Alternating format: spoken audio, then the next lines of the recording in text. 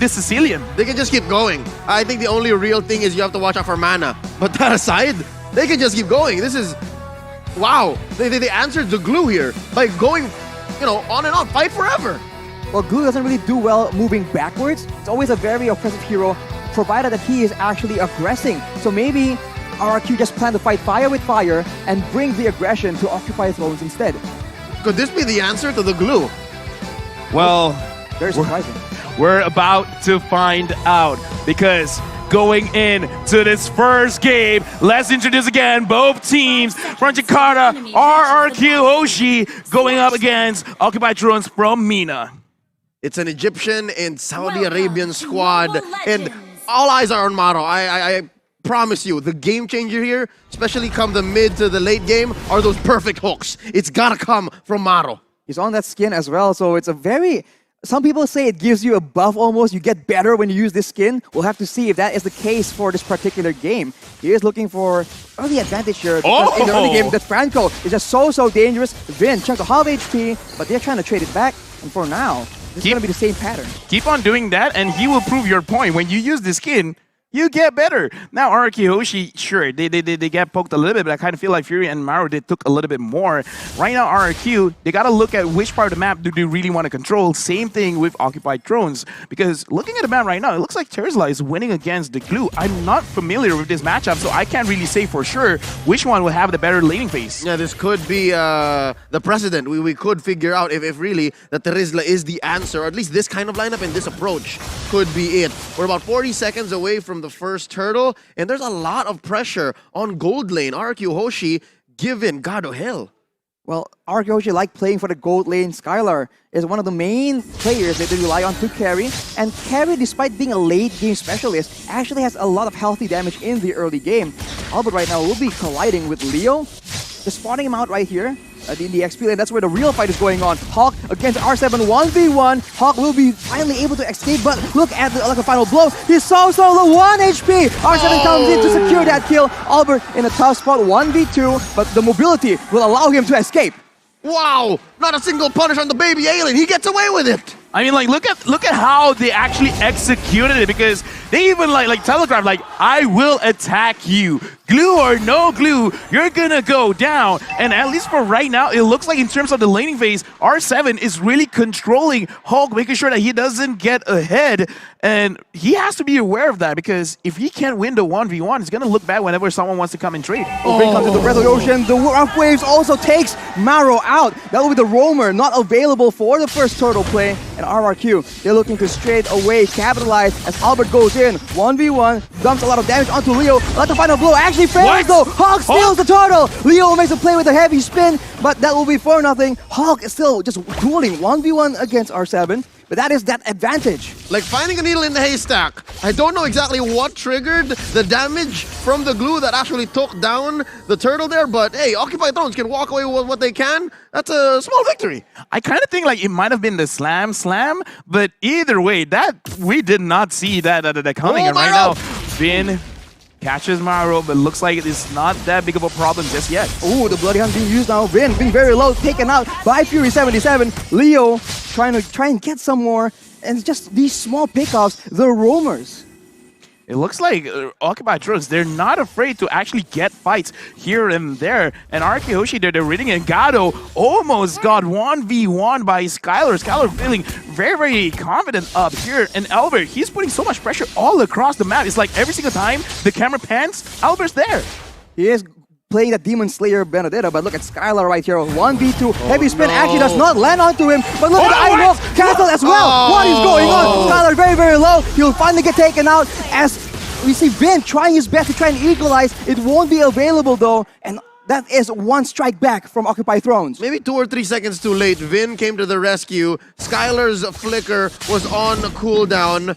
And the main difference between Albert and Leo is the fact that Albert is more It shocked me. proactive. And folks, what you're hearing right now is a cheer within the stadium. It's a drum. I thought something Yeah. fell. It's like boom, and it's like boom, boom, boom, boom, boom. It's like okay. Are they dropping it over and over again? I love it, but that was a very interesting interaction between the Franco Iron Hook as well as the Hurricane Dance. Like he pulled it back in and then pushing it away again. I gotta feel like it's something that they have to put into consideration whenever they continue an attack. But the potential for it is huge, right? Like it's massive displacement. Massive displacement, that's for sure. And now RRQ just circling around this turtle. They're looking for a way to maybe capitalize on a fight at the same time.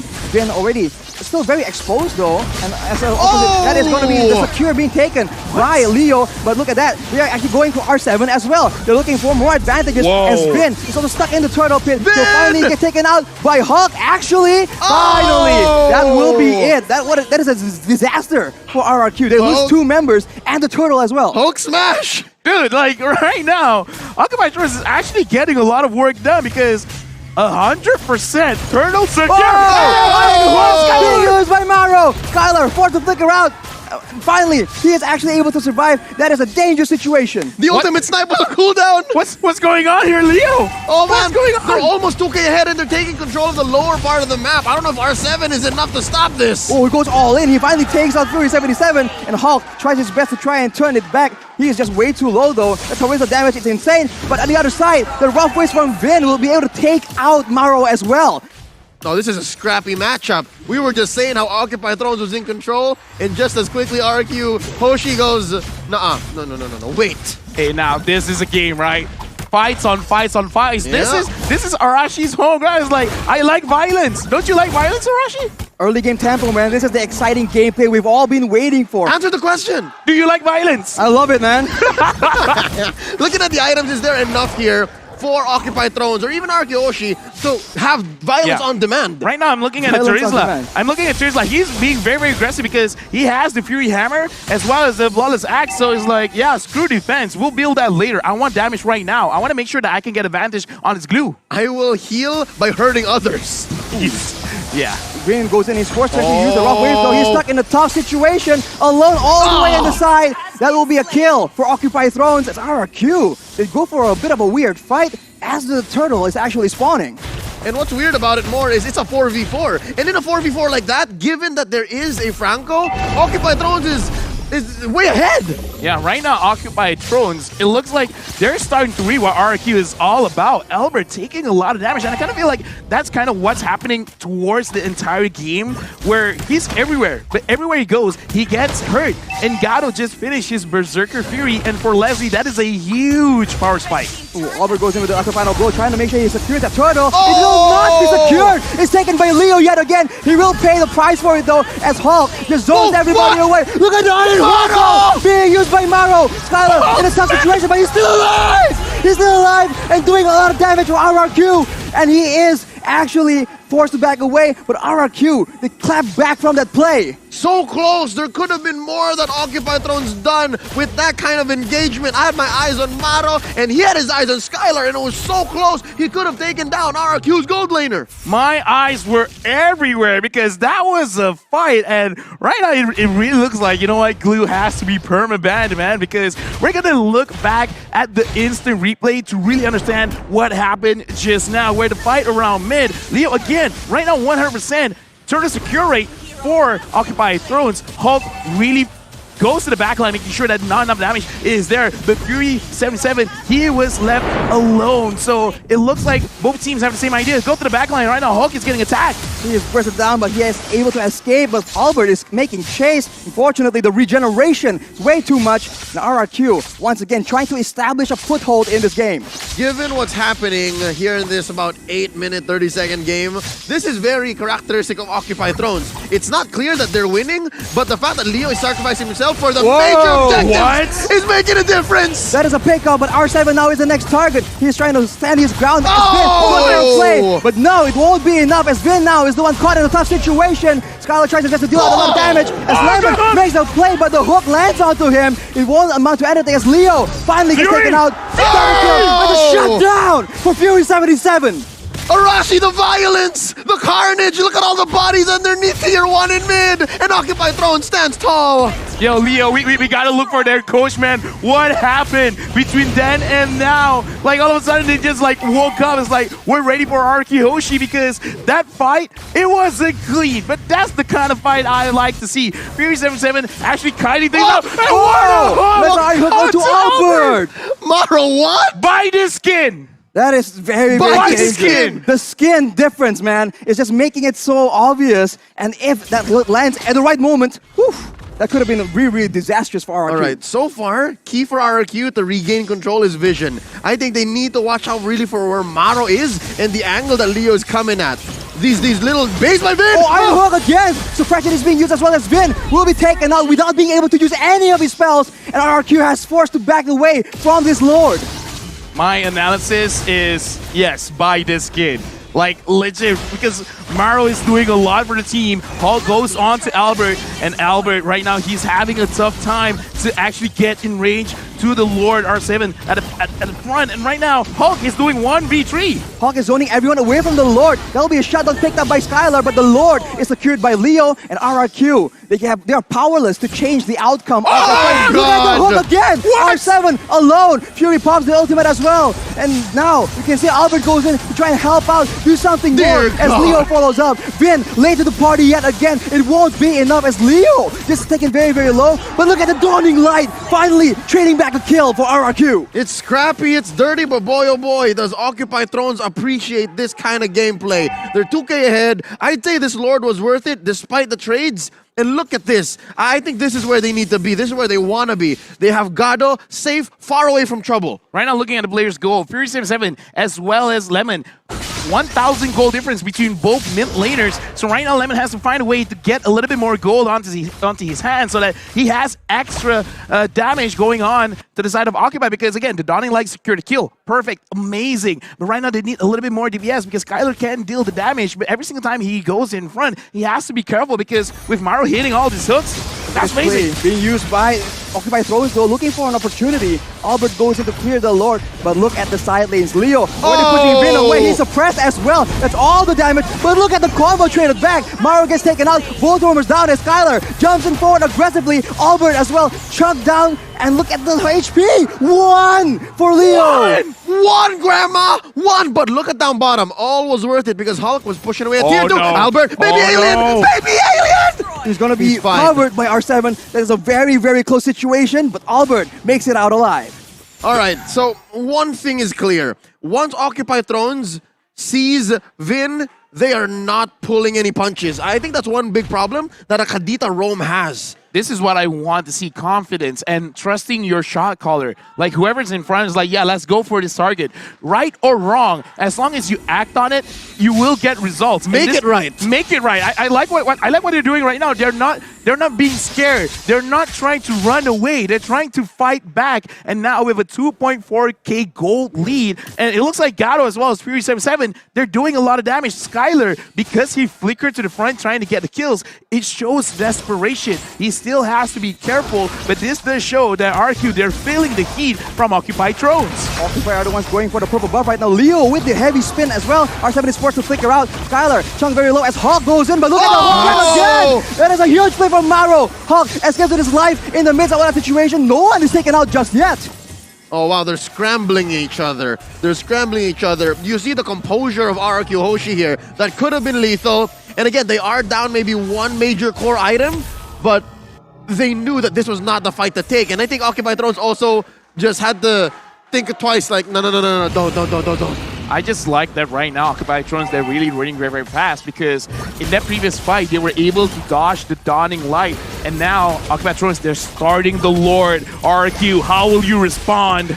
Vin gets spotted by the snipe. Maro makes for play, but it doesn't land. That's a flicker down for the Franco and RRQ. Look at that opportunity. They see an opportunity to just capitalize as Hulk goes in alone. He gets bursted down though. That is not good at all. No front line for the side of Occupy Thrones as RRQ pushes them away. Maro and Leo tries to get a pickoff, tries to get something, The steal, can it happen yet again? It won't be available. Oh! Being used The right now, win! but look at that! That is a mega kill picked up by Fury77, but Skylar will be picking up a kill as well. The fight is not over, and OT, they're trying their best, but the one securing the Lord is going to be Skylar. It's still a 2-4-3, but that was a bloody endeavor from both teams. They served them all up to the GOAT. Lemon just had them all set up, lined up, and swing.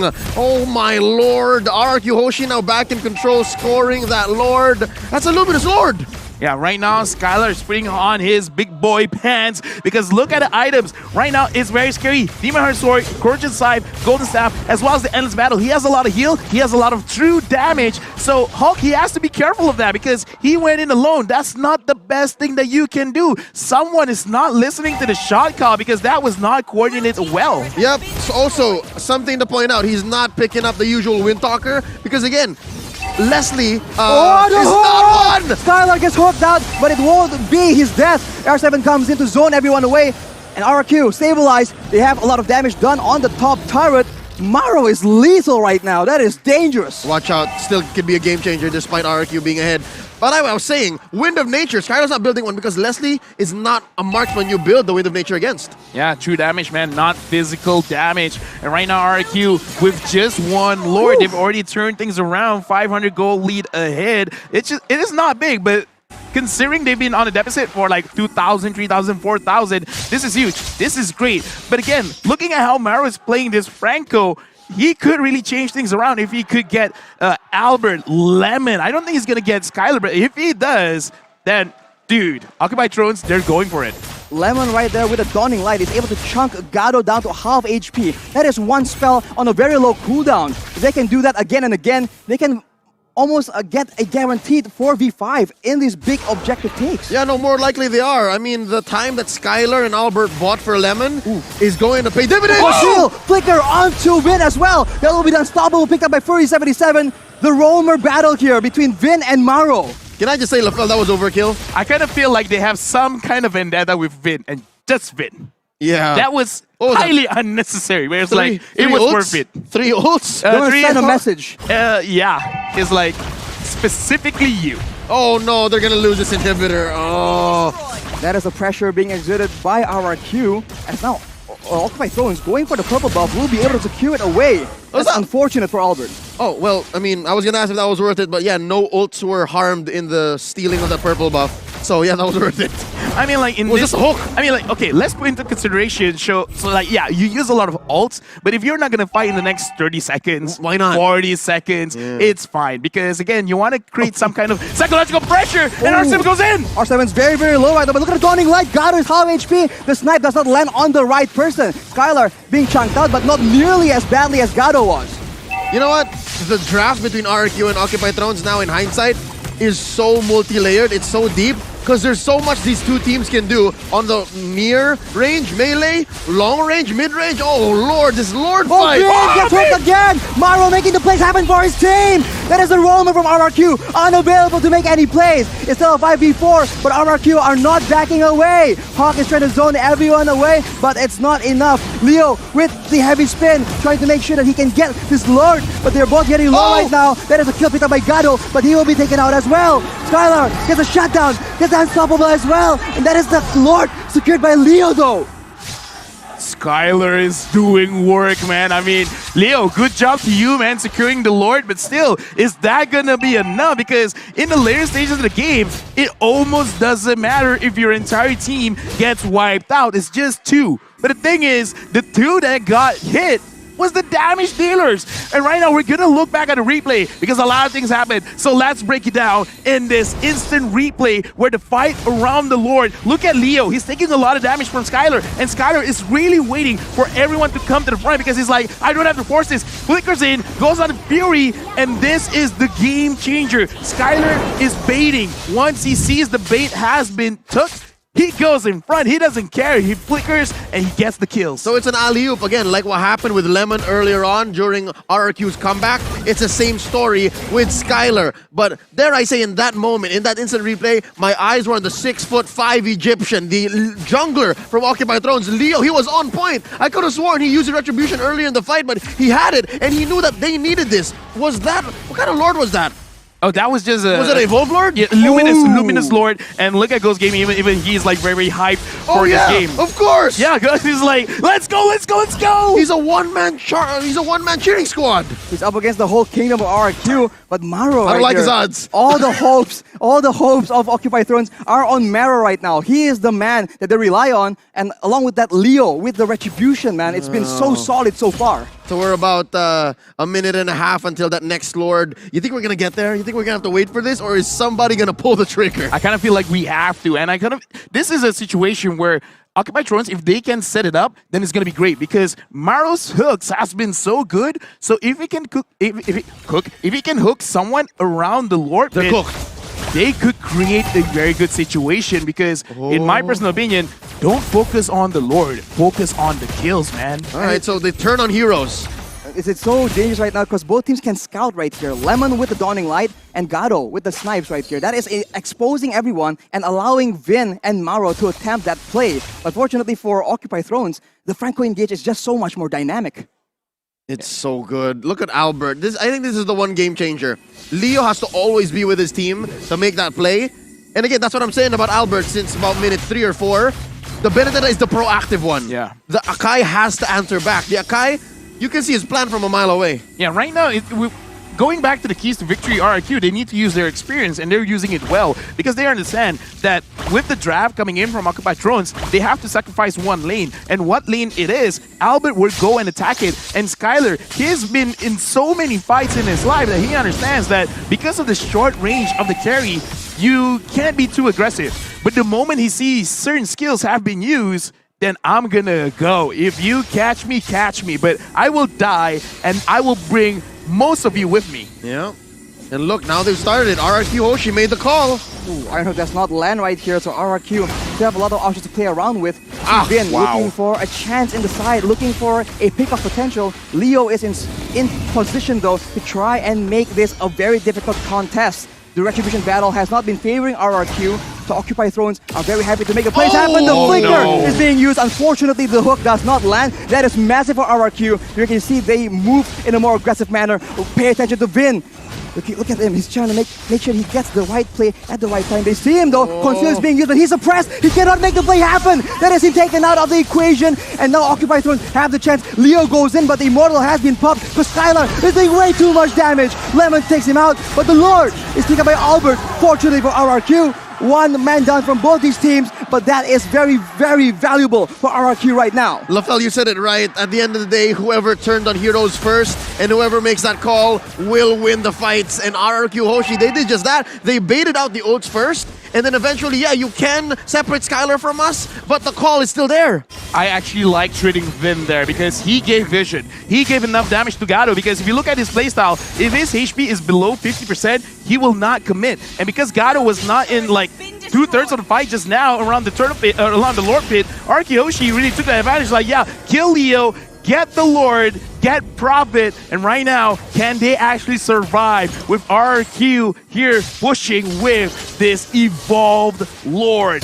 RRQ trying to make sure that the waves are on point right here. The Lord is on the top side, so RRQ can do a bit of a split push in this situation. They need to be careful though. At any moment, Maro can make the play happen. His flicker is not available, unfortunately. But look at R7 making the plays happen, initiating for his team. Skylar is dishing out damage upon damage as the Lord is distracting everyone else. In the back line, there is going to be suppression being used on R7, but it won't be enough. Both teams just going all in all. With the trunks coming out again and again. The Skylar will save Vin, but Skylar is still devastating, doing all the damage possible. Hawk is alone. He won't be able to save this game for his team. RRQ, they reign supreme.